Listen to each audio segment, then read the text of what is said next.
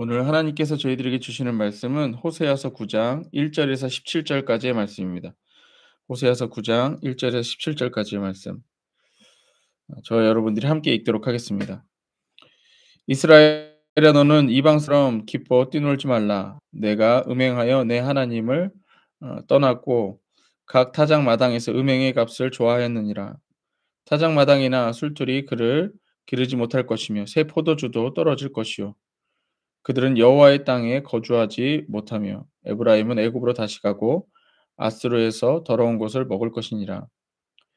그들은 여호와께 포도주를 부어드리지 못하며 여호와께서 기뻐하시는 바도 되지 않을 것이라.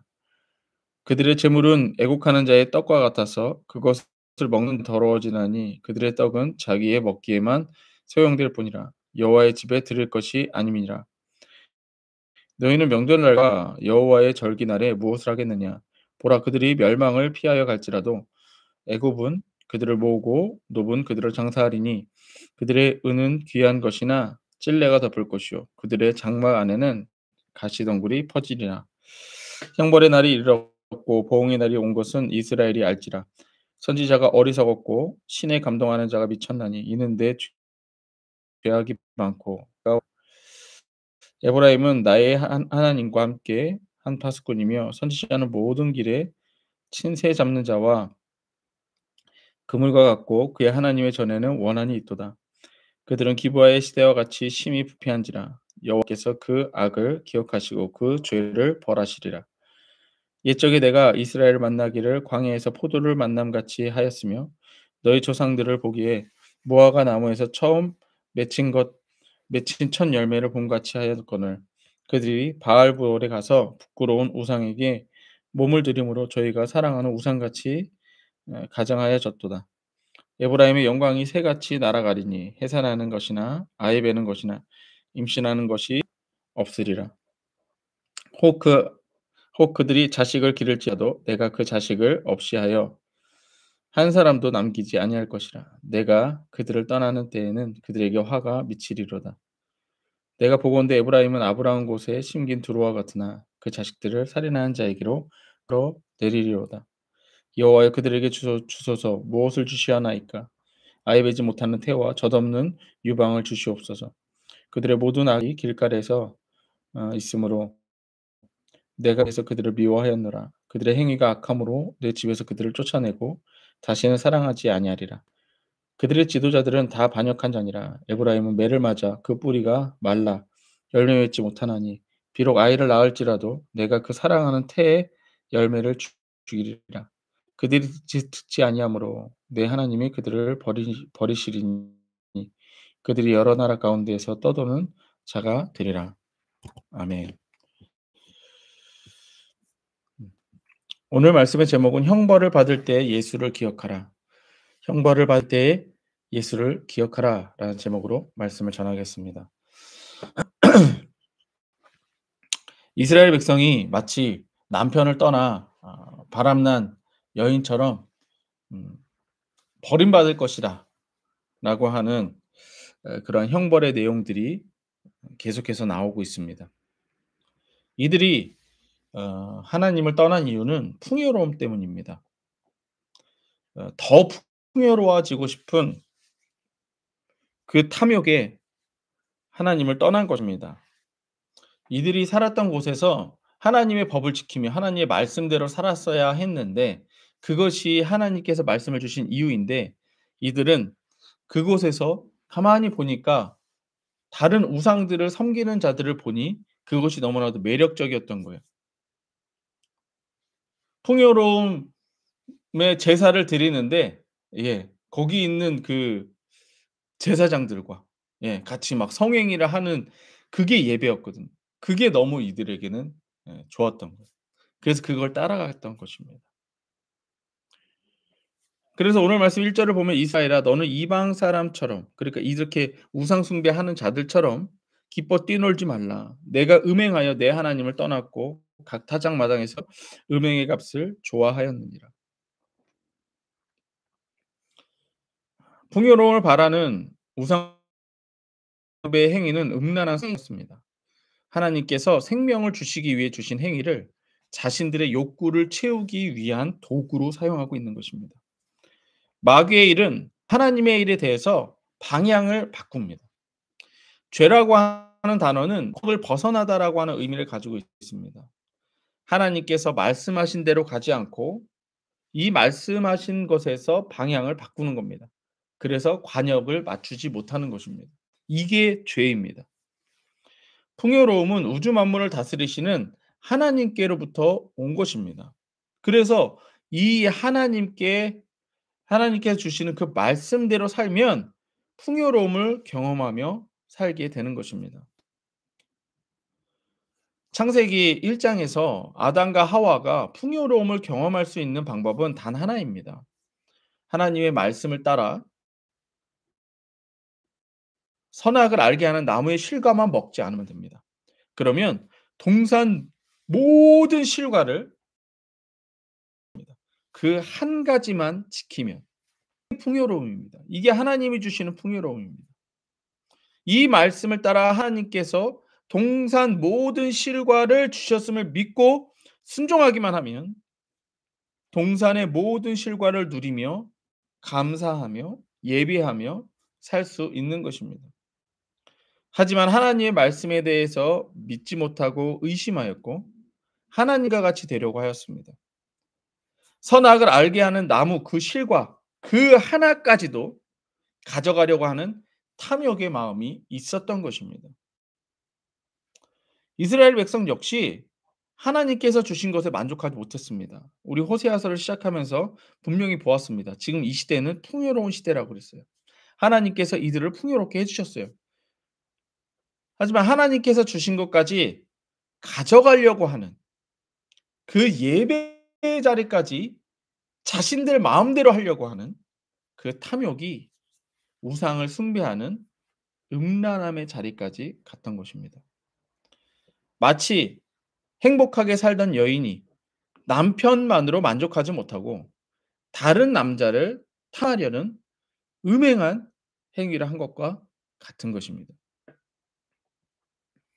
이들은 음행의 값을 좋아합니다. 하나님을 섬기는 예배보다 그리고 하나님으로부터 오는 거룩보다 자신의 탐욕을 더 좋아합니다. 마치 가족을 위해 헌신하는 아내의 모습보다 다른 남자 품속에서 사랑받으려는 그 탐욕, 음란한 모습을 더 좋아하는 것 같습니다. 이스라엘 백성도 마찬가지입니다. 하나님을 찬양하기보다 세상 노래가 좋았고 하나님의 말씀보다 자신을 자극하는 세상의 말이 더 좋습니다. 하나님을 위한 헌금보다 자신을 위해 돈 쓰기를 더 좋아했습니다. 그래서 하나님은 이와 같은 자들을 형벌하시겠다 말씀하십니다. 7절 말씀이 형벌의 날이 이르렀고 보응의 날이 온 것을 이스라엘이 알리라. 이와 같이 하나님의 말씀을 따라 온전히 예배드리지 못하는 자들, 탐욕에 묶여 있는 자들, 돈을 사랑하는 형벌을 받게 된다는 것입니다. 이들이 당하는 형벌은 하나님의 땅에서 쫓겨나게 됩니다. 타작마당이나 술틀이 그들을 기르지 못할 것이며 포도주도 떨어질 것이요 그들은 여호와의 땅에 거주하지 못하며 에브라임은 애굽으로 다시 가고 아수르에서 더러운 것을 먹을 것이라. 또한 여호와를 섬길 수 없 자신들은 예배를 드리나 그 예배는 하나님께서 받지 않으시는 예배가 됩니다. 4절입니다. 그들은 여호와께 포도주를 부어 드리지 못하며 여호와께서 기뻐하시는 바도 되지 못할 것이라. 그들의 재물은 애곡하는 자의 떡과 같아서 그것을 먹는 자는 더러워지나니 그들의 떡은 자기 먹기에만 소용될 뿐이라. 여호와의 집에 드릴 것이 아님이니라. 헌금을 드리긴 드리는 그 헌금을 받지 않으시겠대요. 예배를 드리긴 드리는데 그 예배를 하나님 받지 않으시겠대요. 다 자기를 위한 헌금이고 다 자기를 위한 예배인 것 하나님이 아시고 받지 않으신다는 것입니다. 또한 이들이 지킨 절기는 헛되고 세상에서의 삶도 헛될 것이다 말씀하십니다. 5절입니다.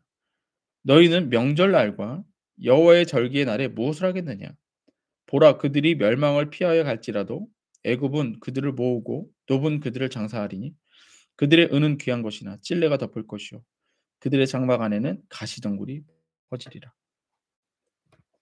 이들이 이렇게 형벌을 받는 이유는 하나님의 말씀을 가볍게 여겼기 때문입니다.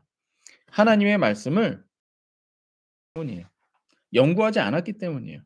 알려고도 하지 않습니다. 형벌의 날이 이르렀고 보응의 날이 온 것을 이스라엘이 알리라. 선지자가 어리석고 신에 감동하는 자가 미쳐 이는데 죄악이 많고 원한이 큼이라. 여기서 지금 선지자가 어리석다. 신에 감동된 자가 미쳤다. 이게 뭐냐면은요. 이스라엘 백성들이 이렇게 얘기했다는 거예요. 선지자가 하는 말에 대해서 어리석다고 얘기한 거예요.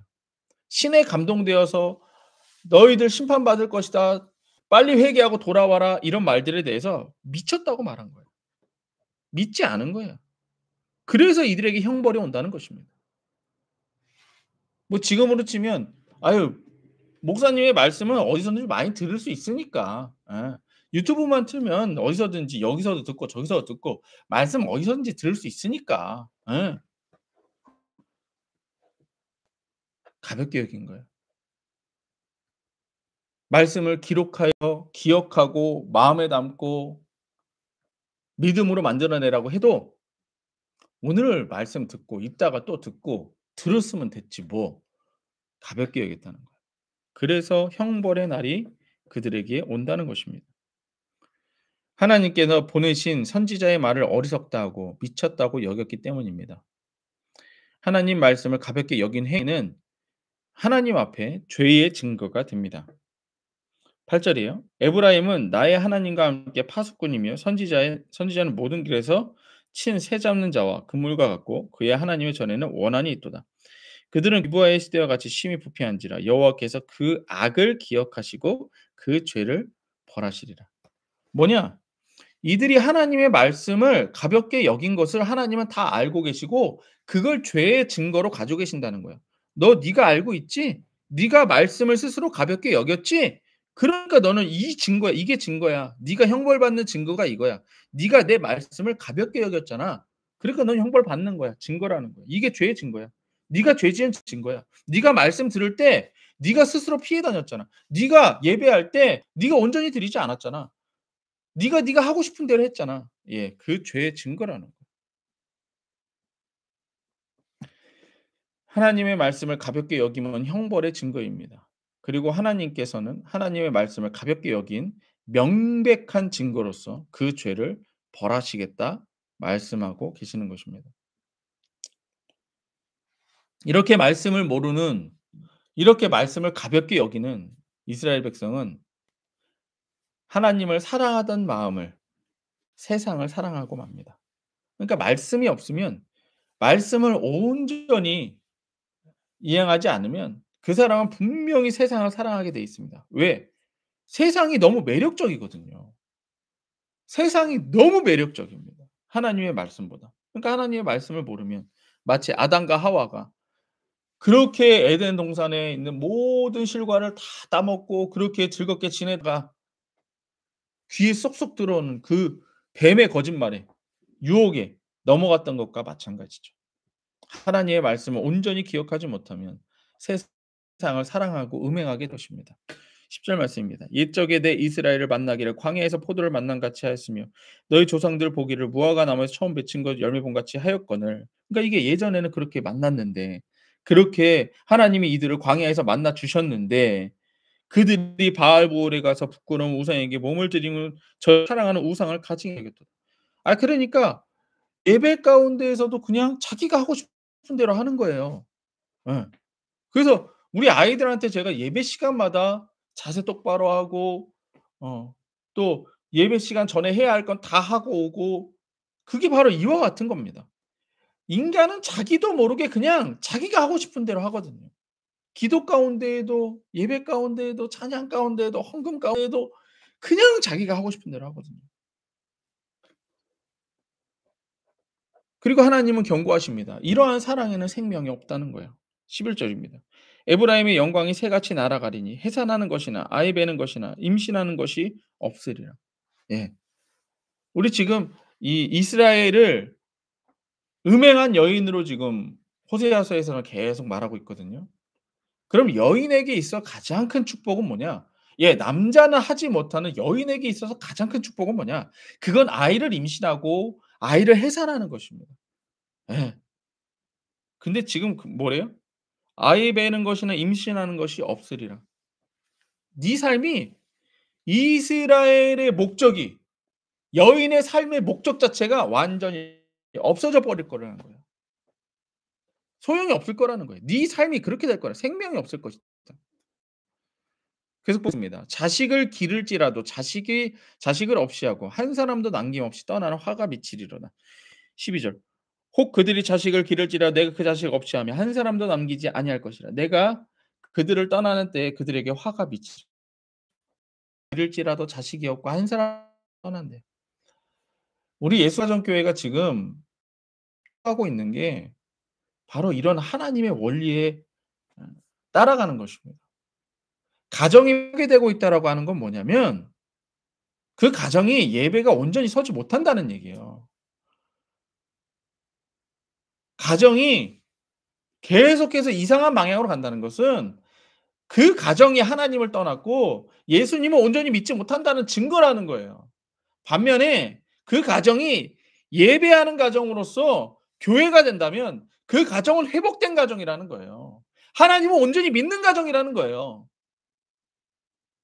엄마는 엄마 역할을 하고 아빠는 아빠 역할을 똑바로 하고 자녀는 자녀된 모습으로서 하나님의 말씀을 따라 예수를 믿는 믿음으로 온전히 서게 되는 거. 이게 예수 가정교회가 지금 가정을 교회로 추구하는 바입니다. 근데 예수를 믿는다고 하면서도 가정은 파괴되고 여전히 자기들 맘대로 살아가고 여전히 예배하지 않는 가정. 하나님을 떠난 가정이라는 거예요. 그래서 이렇게 이런 것들이 나온다는 거예요. 하나님을 떠난 삶은 자식들을 살해하게 하는 자에게 이끌리는 삶이라고 말합니다. 13절. 내가 보건대 에브라임은 아름다운 그 자식들은 살인하는 자에게로 이끌어내리로다. 이들이 하나님을 똑바로 섬기지 못함이 그 자녀들을 살인으로 내몰고 있다는 거예요.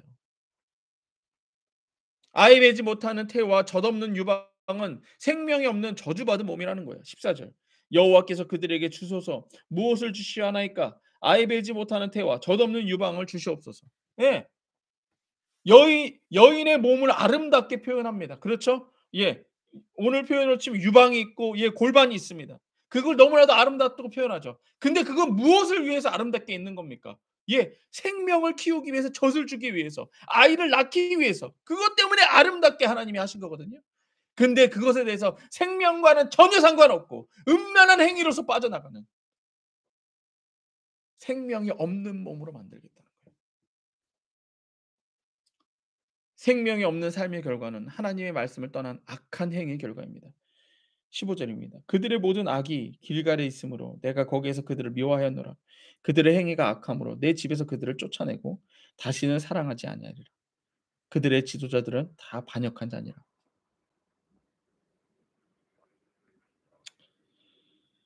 생명이 없는 삶의 결과는 하나님의 말씀을 떠난 악한 행위의 결과입니다. 아이를 낳을지라도 태의 열매는 죽이신다고 말씀하십니다. 이제는 아예 니들이 그런 결과를 가져올 뿐만 아니라 하나님도 역시 그 생명을 다 가져가겠다 말씀하십니다. 16절입니다. 에브라임은 열매를 많이 맺어 그 뿌리가 말라 열매를 맺지 못하리. 비록 아이를 낳을지라도 내가 그 사랑하는 태의 열매를 죽이리라. 예. 아예 그 집안 자체가 망해버리는 거죠. 아예 그 집안 자체가 예 망해버리는 것입니다. 그 이유는 하나님의 말씀을 듣지 아니하였기에 세상에서도 버림받는다라고 하는 거예요. 17절. 그들이 듣지 아니함으로 내 하나님이 그들을 버리시니 그들이 여러 나라 가운데서 떠도는 자가 되리라.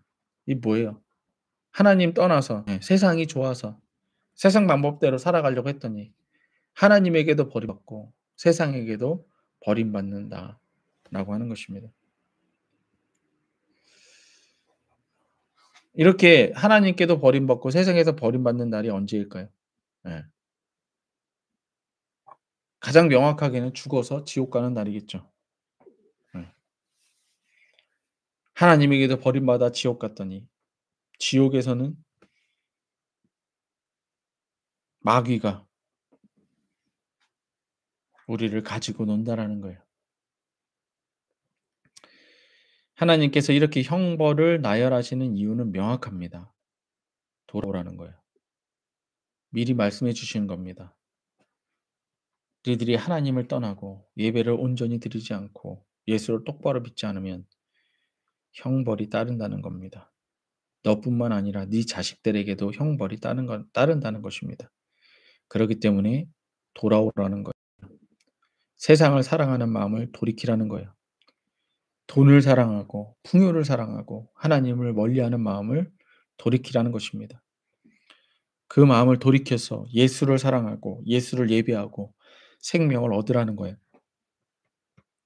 형벌을 받는 순간에 예수를 기억하고 예수께로 돌아오라는 것입니다. 바람난 여인이 그 남자에게서 버림받았을 때에 남편을 기억하듯이 세상을 사랑하여 세상에서 버림받을 때에 예수를 기억하라는 거예요. 예수께로 돌아오라는 것입니다. 예수의 구주. 함께 기도하겠습니다.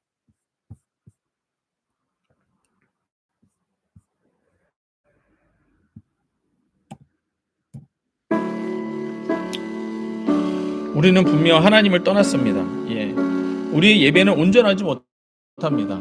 왜냐하면 온전한 예배는 성령께서 은혜를 주실 죄를 돌아보는 것입니다. 내가 하나님 앞에 오늘 말씀에서처럼 하나님보다 돈을 더 사랑하고 하나님의 말씀보다 세상 말을 더 많이 들었고 하나님의 말씀을 말하기보다 세상 말을 더 많이 했다면 이건 돌이켜야 됩니다. 돌이키지 않으면 형벌이 있습니다. 돌이키지 않는 그 형벌은 우리 자녀들에게까지 대대손손에게까지 저주가 이르르는 것입니다. 돌이켜야 됩니다. 이 형벌의 날에 돌이켜야 됩니다. 형벌을 받을 때 예수를 기억해야 됩니다. 이 형벌로부터 나를 용서하시고 이 형벌로부터 나를 구원하신 예수님을 기억해야 됩니다. 그것만이 우리가 살 길입니다. 그것만이 우리가 살 길입니다. 이 형벌로부터 벗어나는 예수를 섬기는 그 예배가 진정한 예배입니다. 이 형벌로부터 이 죄로부터 벗어나는 그 예배가 그 용서의 예배가 하나님이 원하시는 예배입니다. 그리고 예수님께 감사합니다. 예수님을 찬양합니다. 날 구원하여 주셔서 감사합니다. 예수의 구주 고백하는 예배가 하나님이 원하시는 예배입니다. 돌이키십시오. 돌이키십시오. 예수께로 돌아오십시오. 예수께로 돌아오십시오. 돌아오지 않으면 죽습니다. 나만 죽을 뿐만 아니라 자녀들도 다 죽습니다. 그 자녀의 자녀들도 다 죽습니다. 예수 믿지 않으면 다 죽습니다. 돌아오십시오. 말씀을 사랑하십시오. 말씀을 기록하고 또 기록하십시오. 그리고 마음에 새기십시오.